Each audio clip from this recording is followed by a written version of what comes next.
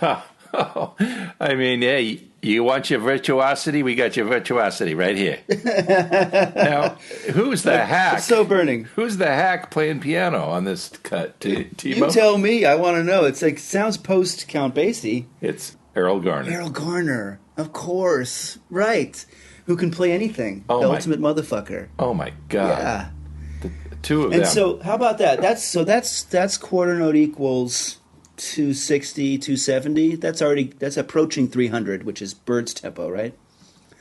And so we're gonna have a bass solo, which is already crazy. Like bass solo at a fast tempo, it tends to be not that easy to play eighth notes at that tempo. So maybe the bass player will pass and solo on a slower song, the next one or something.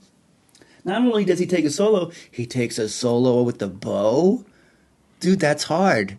And he's smoking. oh, And he's smoking. Yeah, and it's fun, and it's musical, and it's tasty, and it's it's Beautiful. fun. Yeah. It's like entertaining. It's not like some struggling bass player trying to come up with a way of making some music of meaning, which often happens during bass solos. Honestly, Well, this guy's the best. I mean, some of the techniques he's doing there too, where you're just like, "Wow, what the hell was that?" Yeah, man. Unbelievable. He's on an epically famous recording. If you study jazz, there's a famous recording of a duet between him and Don Byas on tenor saxophone. It was a snow date. Everybody got snowed out and couldn't. The whole band didn't make the date. Just those two guys were able to do it, and they play like 4 tunes. And they play fast. They play duo and they play fast, and it's burning. All tenor players study the Don Byas solos on there. It's highly chromatically embellished. And then Slam takes these up-tempo, bowed singing bass solos. He's all by himself, and it's like a whole band coming down at you, and there's no problem with the fast tempos. It's incredible. Yeah. Well, you're looking at his bio. He was born in 1914. Kind of around the same time as some of these other guys. But he didn't switch to bass until he was 20. He was a violinist until then. And again, Right. there's that bowing style when you've mastered Yeah. it on the violin already. And the perfect pitch. He was notorious for having perfect pitch, being able to keep up with Art Tatum. You can sure hear that on that cut. Just everything Sure. perfect. And he sings like ringing a bell. And he was part of a famous duet. It was more of a kind of a novelty group, Slim and Slam, Slim Gaylord, the dynamic, almost like comedian. Put hot sauce on it, and flatfoot flugy, and all kind of whimsical, funny stuff. Cement mixer, a putty putt, and he'd play the piano with his hands upside down, and do like gregarious, sarcastic ballads. Sing like it's kind of lunatic. Put some hot sauce on it. He's Dizzy and Bird recorded with Slim and Slam, famously. Yeah. I mean, he's got his resume. Dizzy, Charlie Parker, Lester Young, Fats Waller, Coleman Hawkins, Errol Garner. Yeah, the who's who. Yeah, the Cats. Art Tatum, Red Norvo, Don Byas, Benny Goodman. I mean, yeah. Yeah, the Cats. Yeah, he's top shelf. And he lived a good life, and he passed away at age 73, like some of the others we're going to talk about who died tragically young. But he's a monster, that guy. Love. And speaking of monsters, now we come to the guy that, I was going to, I'll do my little tiny bio here, just a little paragraph, and then it turned into a couple pages. Well, this is Milt. This is Milt Hinton. This guy is the giant. Yes, Milt Hinton. This is the guy that, this is the guy that sets it up for the rest of them. I wouldn't call him the fountainhead of the thing, 'cause he's really an extension of Wellman, I think, in particular. But this is the guy that opens it up for everybody else. Well, and there's that in terms of the musical influence and digging the music, but just as a personality, this guy had a huge career for over 60 years, recording, performing. Started off, with Cab Calloway, and was with Cab Calloway. And not only that, but he also is an extraordinary photographer and left behind an archive of over 60,000 photographs.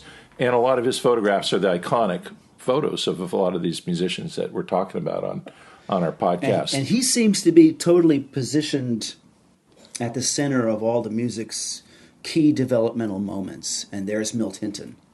Interesting. And snapping pictures. And he, in that book, Swing to Bop, where it's anecdotal stories, just one paragraph by a guy, everybody in jazz talking about the foundation of the music. Milt Hinton is one of the main guys that keeps coming up over and over. He's just foundation for the music and the development. Dizzy Gillespie would take him onto the rooftop when they were in Cab Calloway's band and teach him the new modern harmonies that the bebop guys were starting to bring into the music. And you'd get fired by Cab if he found out you were doing that, because you'd be playing, quote unquote, wrong notes while he's trying to sing or something like that. Yeah. Yeah.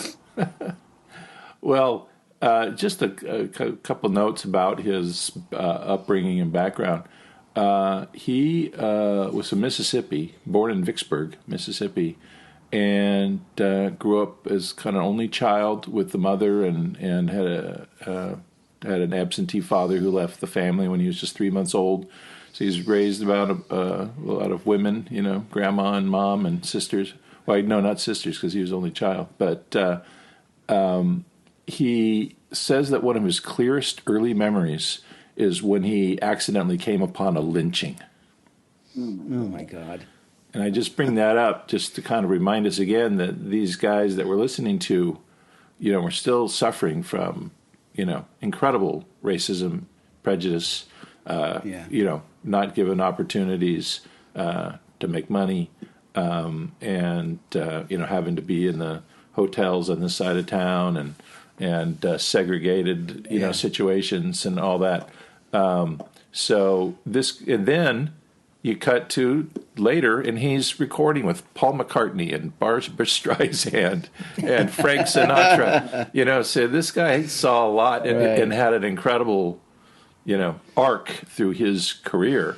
And he was touring and playing with Louis Armstrong and all the famous people.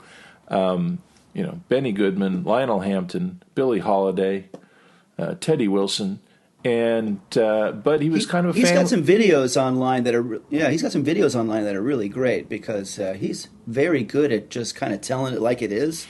He's very articulate, and very you really get a connection.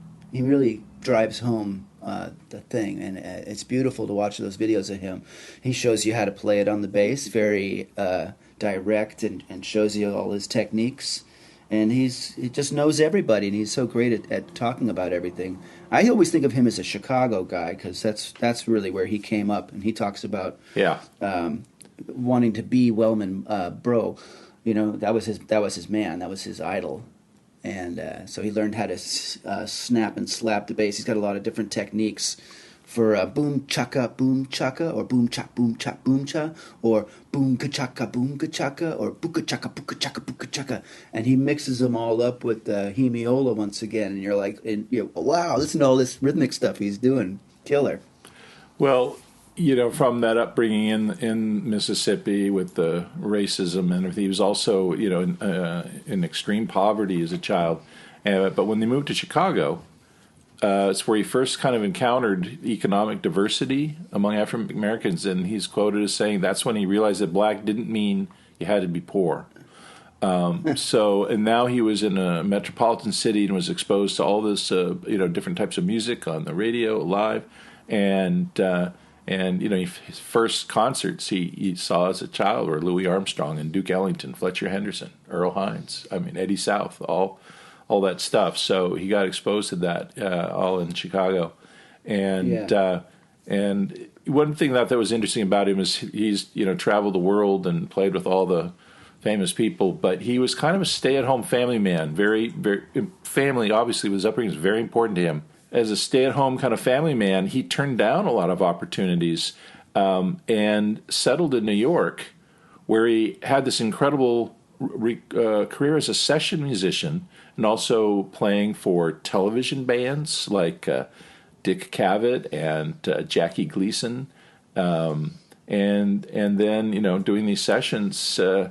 Like we mentioned, Paul McCartney, Frank Sinatra, Leon Redbone, Sam Cooke, Johnny Mathis, Earl Hines, Paul Anka, Barbra Streisand, and then continued to do dates, in clubs in the New York area, from everybody from Red Norvo to Bing Crosby. I mean, just what Well, he talks about it when he was in Cab Calloway's band for a long time, and that's a showbiz band yeah. where you play the same show over and over again. It gets pretty boring.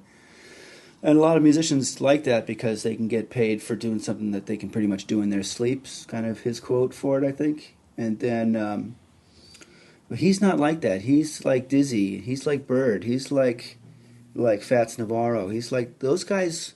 They studied all day. They were interested in improving and knowing more about music, knowing more about arranging, being better readers, knowing more about the harmony and knowing more about classical music and knowing more about everything. So they're like intellectually curious and they're into advancing their knowledge. Well, yeah. And he said that, and that served him very well because when he got sick of being on the road and everything, when he wanted to settle down and do the studio thing, he found himself to be quite a good reader and quite an advanced student of the music. So that makes you really versatile and, you turn into the one-take guy. Hey, call Milt. He's going to show up and play it right the first time. Going to read it down, play all the right notes, session, bam, perfect. Yeah. All right, let's listen to the man. This is a tune called Milt to the Hilt.